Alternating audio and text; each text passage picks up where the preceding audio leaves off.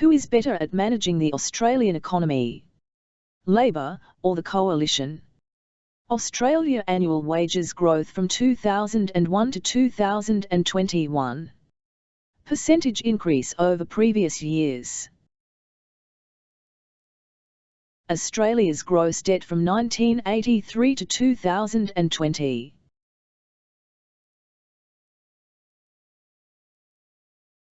The Independent Australia Ranking on Economic Management, ERM, over the last 12 years.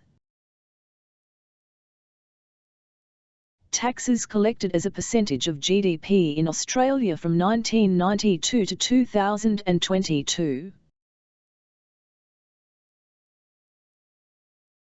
The Liberal Party and coalition governments always claim that they are the superior economic managers.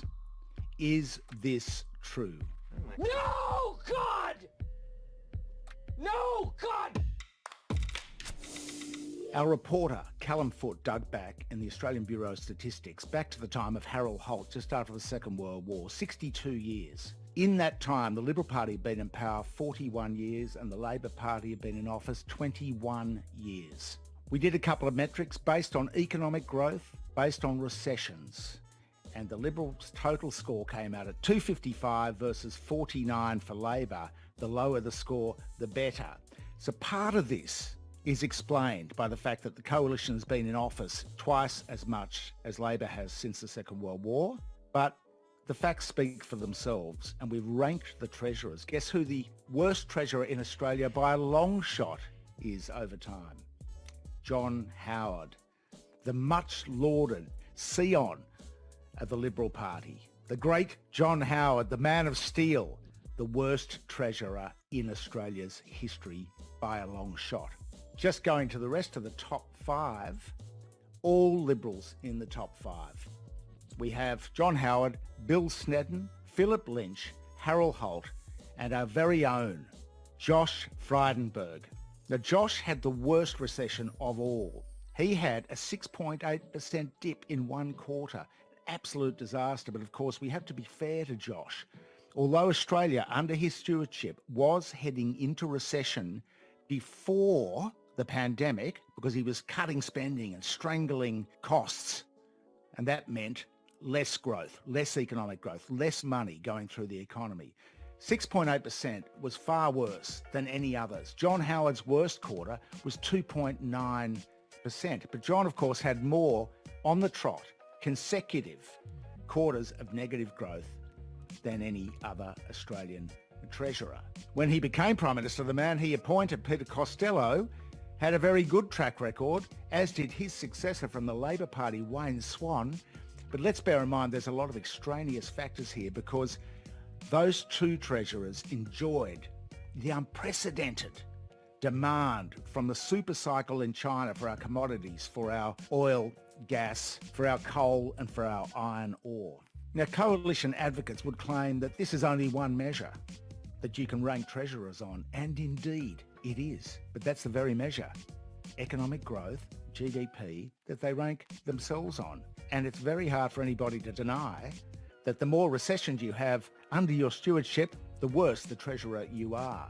Now, if we were to go the coalition line and say debt and deficit, debt and deficit, debt and deficit, Labor's debt and deficit, then right at the moment, Josh is presiding over the very worst. Again, it's a pandemic, $900 billion worth of net debt now. It is absolutely soared. It's been soaring for 8 years under the coalition. The traditional fiscal prudence has sort of gone straight out the window.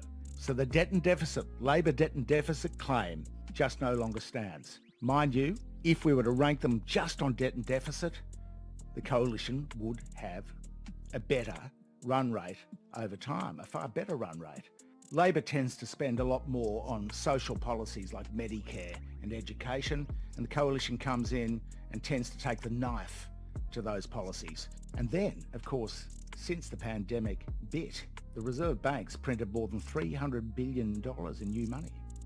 So this idea of fiscal prudence has been turned on its head. The whole game has completely changed.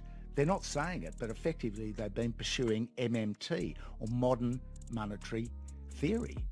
None of this household budget prudence running the country anymore. That's out the window. Debt and deficit, we haven't heard those two words for a very long time. Now, this is the Superior Economic Managers piece by Callum Foote, a terrific investigation, is the first in our series on election tactics. We'll be looking at China, the evil China threat. We're going to look at climate. We're going to look at all the policies. We'll be looking at the scaremongering, the lies, the spin, all the usual tactics. So there you have it. The number one, always a central plank of the Coalition's electioneering strategy, the Superior Economic Managers claim. Dust. This election campaign series is supported by our Patreon supporters, so we thank you very much for that. Don't be suckered by political spin. You be the judge.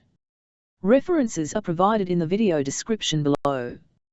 Vote the LNP last at the 2022 election.